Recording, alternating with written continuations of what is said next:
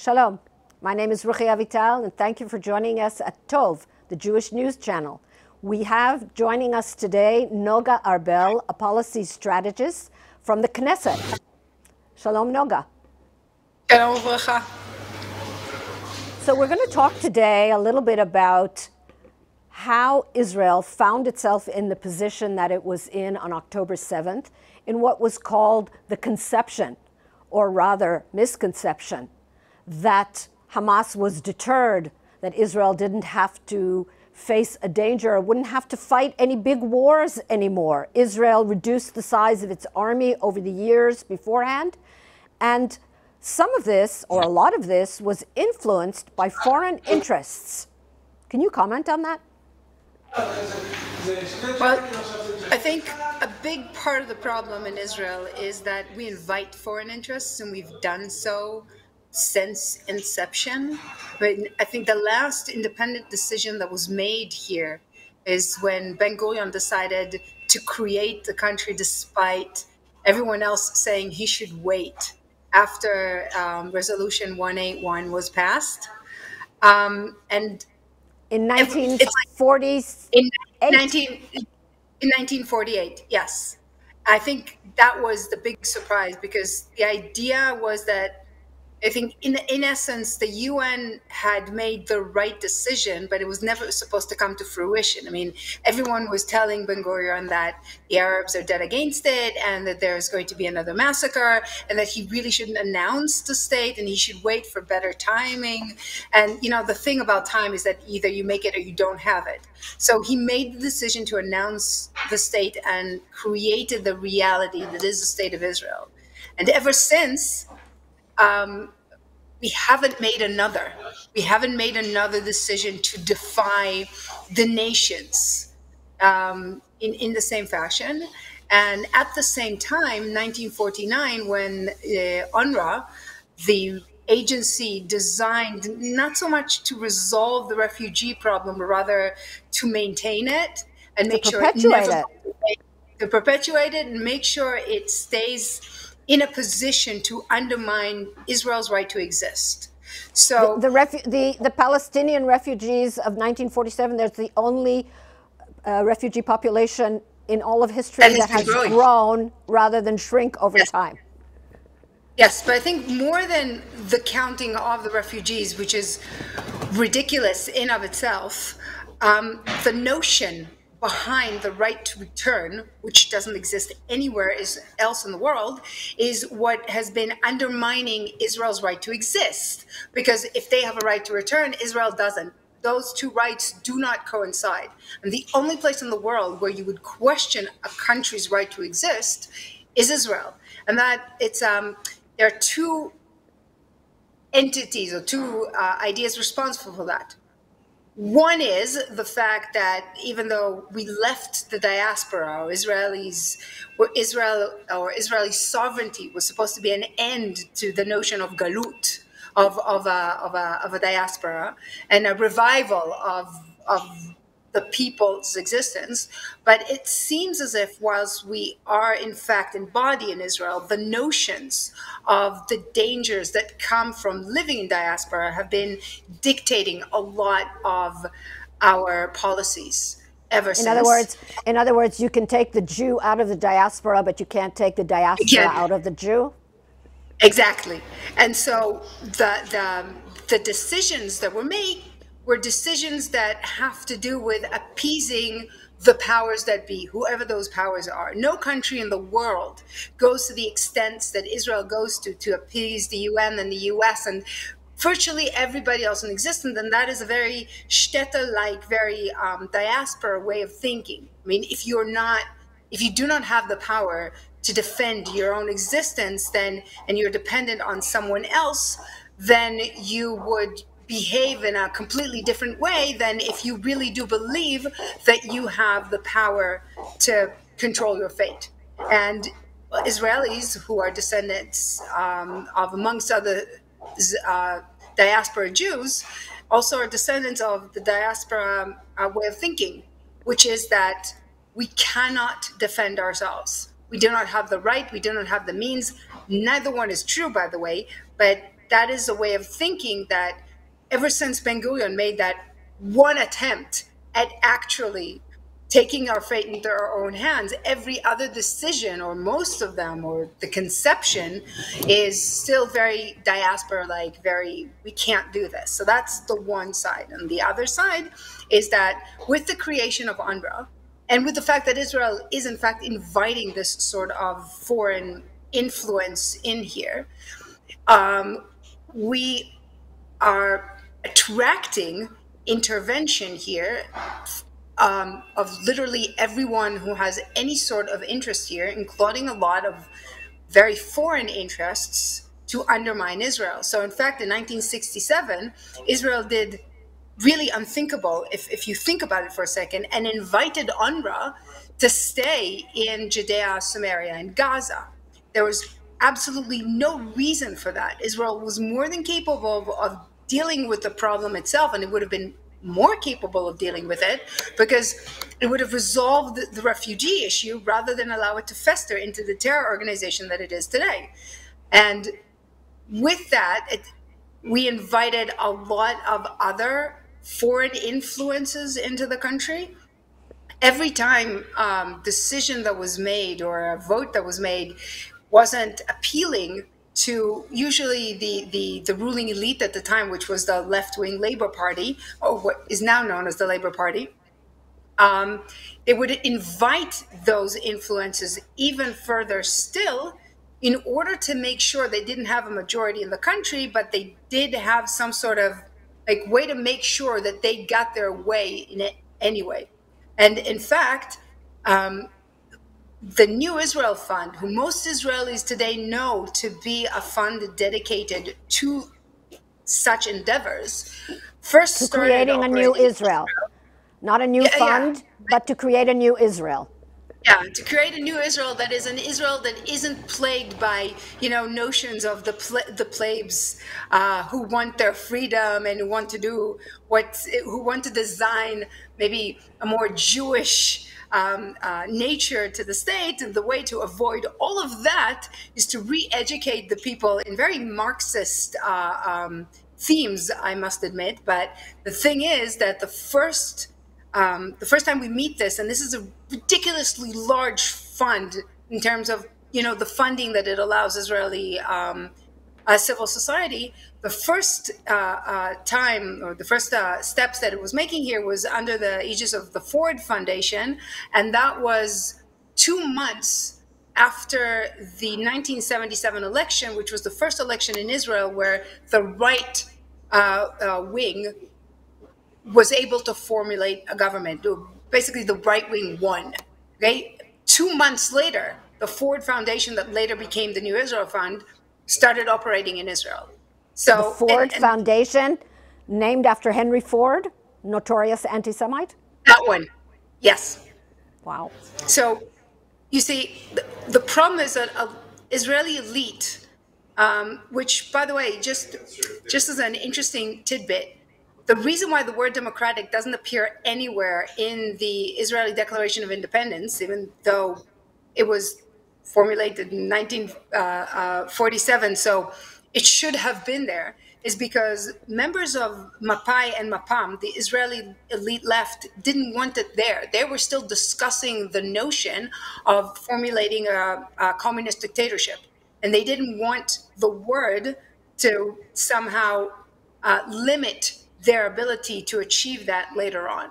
And these same people are the people who kept inviting foreign influences, including American ones, but specific American ones. I mean, they're not inviting Donald Trump anywhere, anytime soon, to influence in Israel in any way. So this is not necessarily care for Israel, but rather care for their political agenda. These NGOs, the New Israel Fund being the largest among them, but many others, gained traction, especially during the 1980s and the early 90s up to the Oslo Accords, correct?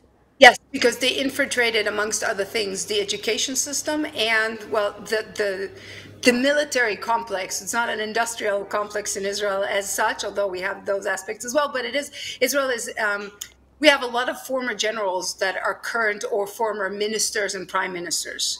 So when you manage to infiltrate the education of generals, it tends to have a much larger effect on Israeli society than it would in, say, the United States.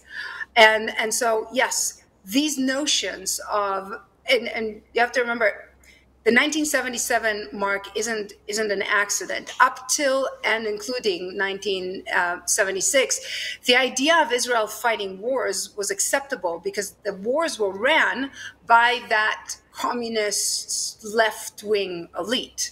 But once the power to decide how Israel defends itself was transferred after the Yom Kippur failure to other hands, that elite needed to find other ways to control the country. And one of the ways to do that is to make it so that the power is not as significant anymore.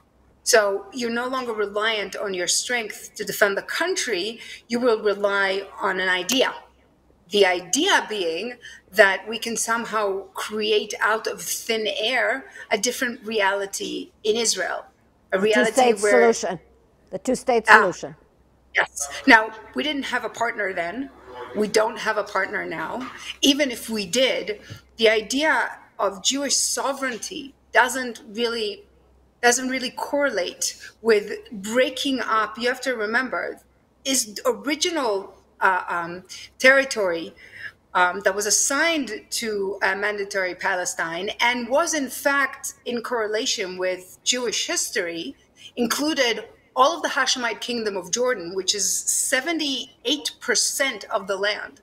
So there already is a two-state solution. It was built in back in 1921 when the British cut off 78% of the territory and gave it to the Hashemites, who are not indigenous to the area, not in any way, shape, or form. And so the notion that in order to live in peace, we have to cut up Israel to an untenable, unfunctioning degree, rather than to say, okay, all of the people who wish to have national identity, Arab national identity, are welcome to leave and live in the national Arab state that exists right across the Jordan River. But if you stay here, the nationality here is Jewish. That makes a lot more sense than the undermining notions of a two-state solution. But the reason to undermine it wasn't just to undermine Israel, because like those are more anti-Semitic aspects, which is why Arabs were happy to cooperate with us. It was also to undermine the Israeli elite, or rather the new Israeli elite, the more national, conservative, religious will of the people. The idea was that you infiltrate schools and you infiltrate the security system, and you convince everyone to ignore reality. And I do mean ignore it completely, because after the Oslo Accords were signed, we had the worst wave of violence imaginable in Israel, in the horrible bombings of the Second Intifada. And that buses didn't make... and restaurants blowing up all over the place. Buses and restaurants were blowing up. It was unsafe to be in public places because there were suicide bombs everywhere. Tens of Israelis lost their lives. And this is right after we decided that we were going to be cooperative and we were going to share. So that's not a solution. That's a two-state religion. But because this had infiltrated the education system, and it really did become a faith, you could ignore all of... Sorry, I'm in the Knesset, and people in Israel tend to speak very loudly. But see, it infiltrated this notion of hope. If we just endanger ourselves enough, if we just open our hearts and if we just take one more little step that endangers more people and gets more people killed, then everything will be okay. And now, you have to understand this flies in opposition of at least 2,000 years of military strategy. I mean, first-year university students, not universities today, but 20 years ago, we had a fairly good education in the West. And they could very easily tell you that if you want peace, you have to be ready for war. Because the way that you prevent peace is by making war less attractive. And in Israel, we did the exact opposite. Could you expand a little bit on how this was done, how they infiltrated the education of generals and so on and so forth to bring about this change of heart, change of mind, this delusionary approach? We have very few officer colleges, if you could even call it that. And a lot of it was outsourced. I mean, ideas that were not tested, that were literally made up on the spot, as opposed to, again, 2,000 years of military strategy that could have been taught. And instead of that, we had courses explaining to people, and again, and it starts back in high school when we, instead of teaching people civic duty and democracy, we started teaching something completely different that has, again, more to do with communist and Marxist notion of collectivism and the individual's subjugation to the group rather than speaking of freedom. So the education was basically Marxified, especially where it comes to again, to civic responsibilities. And the notion of democracy was corrupted. So instead of speaking of liberties, we started talking about rights, which are not at all the same. And instead of talking about citizens, we started talking about humans. So instead of individual liberties, we started talking about human rights. So that undermines the notion of sovereignty, because you no longer have a defined group. You can't stop people crossing the border if there's no difference between the two groups. And you can't talk about a Jewish state if the aim is now something completely different. So that corrupted generations of Israelis through high school. And then because we have very few military colleges or military education systems, and it wasn't a fully developed system at the time, a lot of the same notions started infiltrating the security systems. And then instead of creating security, we started outsourcing it. And again, this is all predicated on a shtetl-like notion that we have to abide by the teachings of the UN and the US. And I mean, one of the basic tenets of Israeli security policy for many, many years were that we need the assistance or the support of a superpower. And it made sense to Israelis because we brought this from the diaspora and we kept on going with it. We never once challenged it. We never once thought of ourselves as anything other than, well, a vassal state. So it made sense that if you are already thinking like that and the United States is coming and offering support, that all of the things that make us unique and all of the things that, I mean, in terms of purely, in terms of military independence, I'm not saying that Israel doesn't need allies. Of course we do, everybody does. But we don't need to have as much of the ammunition manufactured in the US. And we don't need to keep all of the reserves in the US, or not really keep their reserves in the US, but like just a few days before the 7th of October, a few months before the 7th of October, a lot of the munitions that the US was keeping here was shipped to the Ukraine because they also needed it, and didn't even cross our minds, or that it we did might cross that we might need mind it. that we might need it. And the way that you make yourself, the way that you convince an entire people to subjugate themselves to someone else, to subjugate their own free will to someone else, is you convince them that they're weak and they don't have another option. And that is what we've been teaching your children for many, many years. Because we keep saying, Am levadad yishkon, and we don't add to it that we have the abilities to rise from the ashes. A nation that shall dwell alone. That I'm not sure that that's what was intended by that verse from the Bible. No, I don't think it was either. Yeah, it's being exploited to force Israel to feel that we are dependent on outside forces. Because the idea of that verse is the exact opposite. The idea is that we are capable of doing that. And you don't need... Not only capable, but that we must. Yes. And it was subverted into convincing people that we are weak and incapable, and we need to do whatever we are told to survive.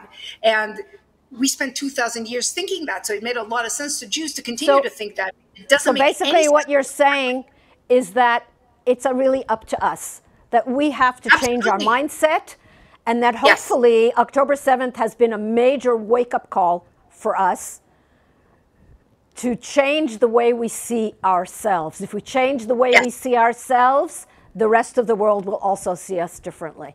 Yes. You know, it reminds me a little bit, it reminds me of that picture. There's a picture of a cat looking into a mirror, and reflected back is a lion.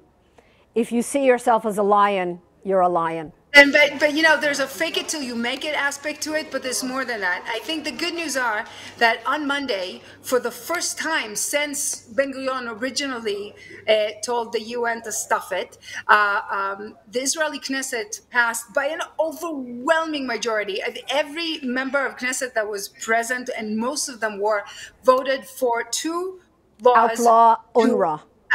To outlaw the actions of UNRWA in Israel. And I think this is just the first of many steps in this regard, but it indicates that there is, that we are leaving the diaspora for real this time, because we're taking responsibility and we're no longer afraid to make laws that serves us rather than a made-up sovereign that doesn't serve our interests in any way, shape, or form. I'm actually thinking about this Monday as the new Independence, or a second Independence Day as such. And because the day before that was Memorial Day, and in Israel we have those together, it makes perfect sense for me that it be that way.